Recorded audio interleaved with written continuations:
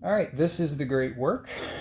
In this game, you are playing one acolyte, and you're moving around the board trying to learn these skills, getting knowledge points tracked on this board, which is going to be much prettier and done with base 6 numerical sliders. That's going to track how many dice you can roll when you're trying to do a study action, which is where you learn these cards. You start off with basically the ability to do two things by flipping these things over from a set list of lodge actions. You also get one of these cards, which gives you a random starting ability that is pretty useful, and you can always get more of these. You can't have more of the same one, but you can access this from anywhere on the board. Everything else you have to be in between in between the two lodges next to it, within range. There's different things that are going to increase your range. So you're going to get better at researching, better at studying, better at everything. And you do that by getting these cards. So if I was here and I did a study action, I would have to roll 3 times the level of the card, and I would have to have the lower level of that card in order to do it at all. So to get a 2, you have to have a 1. To get a 3, you have to have a 2. It's got to be in that same color, so you can't, get a red 4. It doesn't matter how many blue cards you have. You have to have a red 1, 2, 3 to get a red 4. So you sometimes have to get cards that you don't really want just so that you can get that bridge to the card that you do want. And you have to find all these cards by tracking them down in the decks. All these different things are randomized, so there's a level 1, level 2, 3, 4, 5, and 6 in each of these decks. And each of the colors has 2 cards in each level. So there's two level 1s, 2 level 2s, etc. And you're going to go around collecting these things until you meet these goals.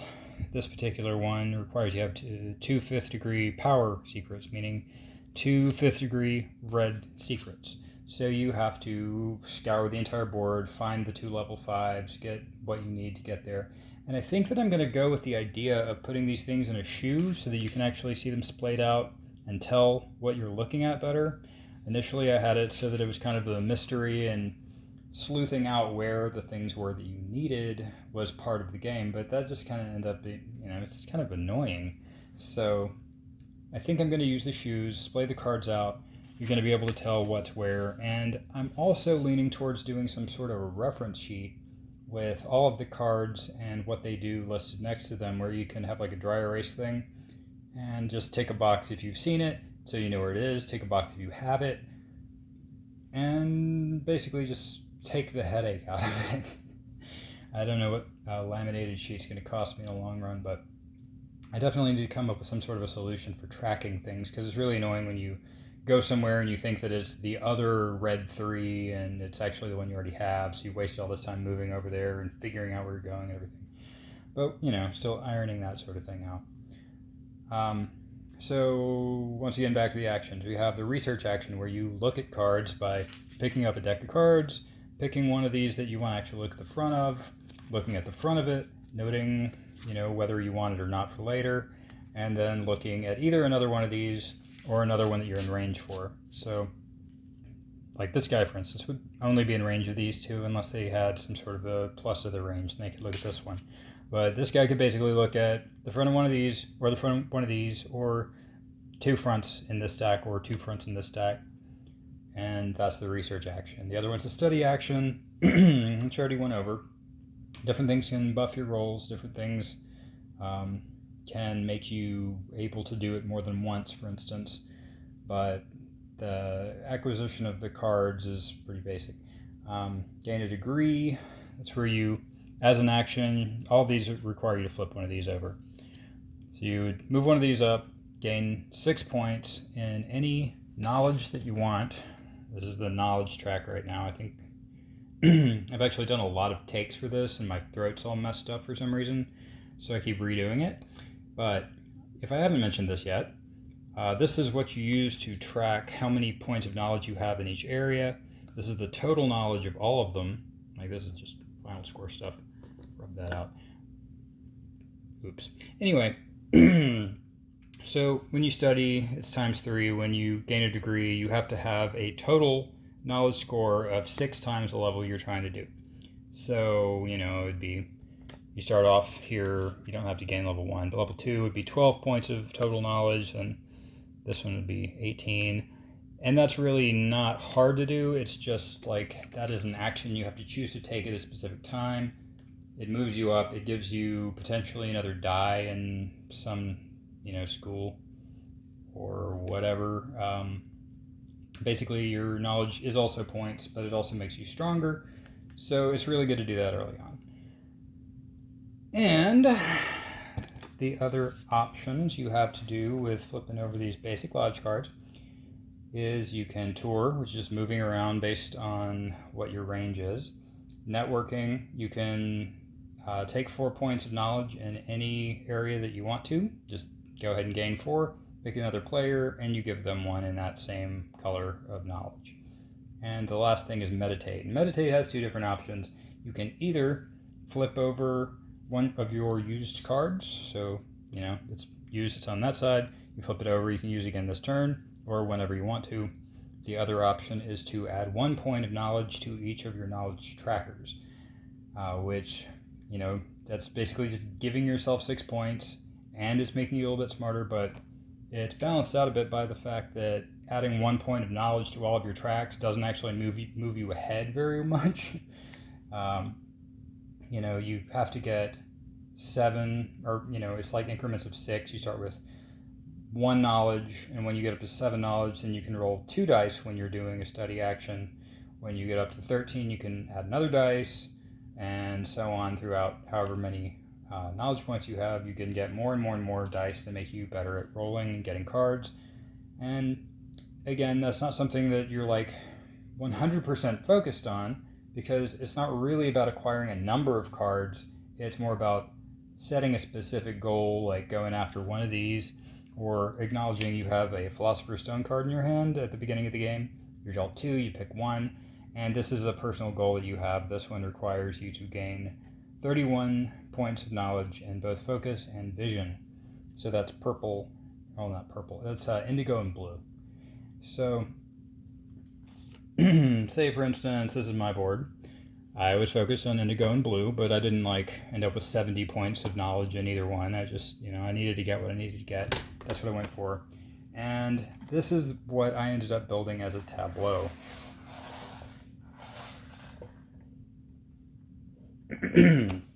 So I'm a bit embarrassed to say that I somehow managed to lose this game despite the fact that I designed it, taught it to someone who didn't understand it, and they seemed to be very irritated throughout the entire game, thinking that I was way ahead of them, and then they ended up winning.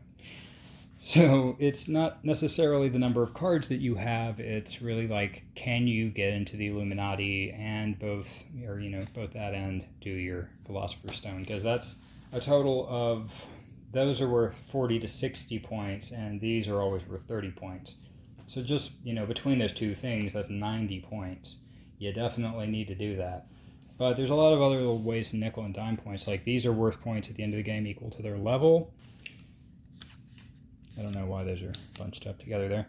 But so on my turn, what I would do with this particular tableau, because I have so many cards, I have several different ones that make me able to flip one of these secret cards back over. Can't flip these back over. These things are pretty much like once you use them on your turn, you've used them, but they automatically refresh at the end of, or at the beginning of your next phase, as do all of these that flip over cards. But there's no other way to flip these over. These are all single use per turn. Then they refresh. Everything else, once it's used, it has to be reactivated through either a meditate action by flipping one of these over, or by flipping over some other card that tells you to flip over a secret. So on my turn, I would say usually once I got this one, this is really, really powerful. I get to take 2 different lodge actions. It's basically like this equals 2 of these. So I could do this and I go and research a card and then acquire the card, and then I could flip this over, which refreshes this card, and then I could flip this over again to move and do another study action, and then I could use this one to flip this over again, and then I could flip this over to do another study action and another research action and say, one of those things I'm trying to get is one of these things I'm really bad at, like, say, yellow. And one die isn't likely to get me a very good yellow card. So I could flip, say, this one over and add 2 dice to it. So I'd roll 3 dice. And then maybe I don't roll very good, and I could flip this over to add plus 4 to the roll. Alternately, this particular card can be used to subtract from another player's roll. If they're, rolling for success, you can say, no, you did not get that. There's a little bit of that. It's not like really take that. It's just there is enough backstabbing to make it, engaging for people to like to be able to compete on a more visceral, punch you in the gut, stab you in the back sort of a thing. So having done all of that, now it's time to use this one that lets me flip 2 cards back over. Now when I do that, then I can flip this and this over, and then I can flip this over and say, take a degree, or I could, research another card, or I could study and get another card, or whatever I want to do. I've still got these 2 actions. I can use these however I want to. I could still flip this over and then have 2 more actions. And then I could use those 2 actions, and then I could flip that over. And then I could flip this back over, and then I could do 2 more lodge actions. So you can be going for a really, really long time in this game, and it's kind of a problem. I've got to figure out a solution to that, because you need enough of those cards to where people are able to do an interesting amount of stuff on their turn, but not necessarily, the cards are spread out. So you need to be able to find one of these cards that lets you redo something. For that to happen, you need to have several different cards that do that, but when you have several different cards that do that, if a person gets all of them, they can end up with one of these ridiculously powerful boards where you can just go and go and go and go and go. So we're working on that. But that's the basic premise of the game. The gameplay is, you're flipping over these cards in order to do stuff.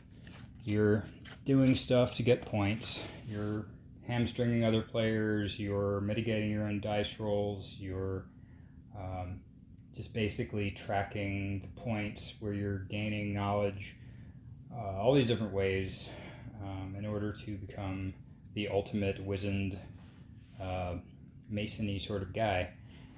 And that's pretty much it. At the end of the game, you add up the numbers on all these cards that you have in front of you, add it to your total knowledge, and also any of these gold cards you got. And you end up with a score somewhere usually between 175 and 250, something like that. So you end up with a whole lot of points. I think that is everything that you need to know. Basically, you could probably play it now. There's probably more information than you wanted, but that's it. Thanks for looking.